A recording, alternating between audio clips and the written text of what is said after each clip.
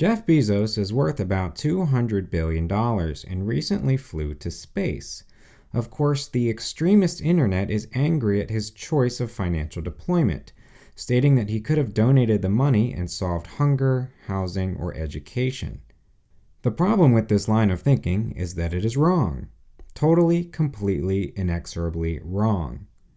The first problem is that Jeff Bezos doesn't have $200 billion. Instead, he owns 51.7 million shares of Amazon stock, which is currently trading at about $3,300 each.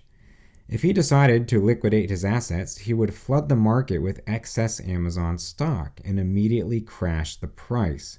He would never be able to capture $200 billion of value. And if he did sell all of that stock, he would immediately be hit with several tens of billions of dollars of tax liability. Not a great option. The second problem is that hunger exists in the world because of bad systems and poor incentive structure created by government. Every year, about 40% of food in America is wasted, whether at the farm, in transit, on the shelves, or thrown out at homes and restaurants. If you compare this to about 10% of the country experiencing hunger at some time in 2019, there is clearly enough food to go around. And we are going to ignore the obesity epidemic, which is literally a disease of eating too much food. In France, the government made it illegal for grocery stores to throw away expiring food, and instead must coordinate with food banks to get the still edible groceries to people in need. They then make it extremely easy for individuals to receive food on assistance.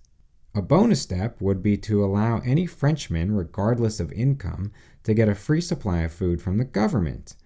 Of course, it would only be enough to meet basic caloric and dietary needs, but it would be an incredible act of fairness and social responsibility.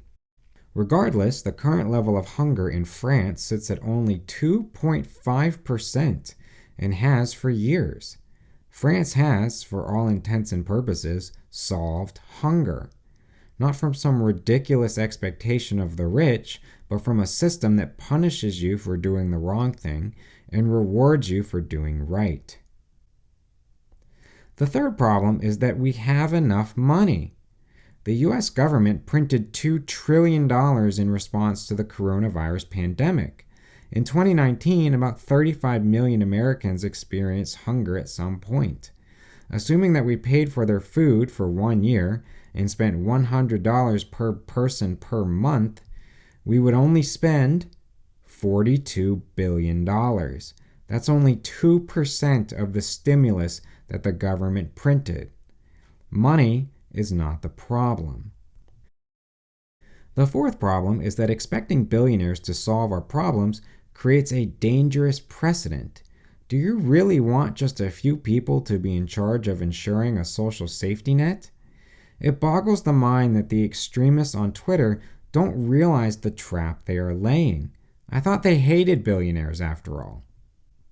The fifth problem is that this is the United States of America, and if you earn your money fairly, which he did, then you get to buy whatever you want legally.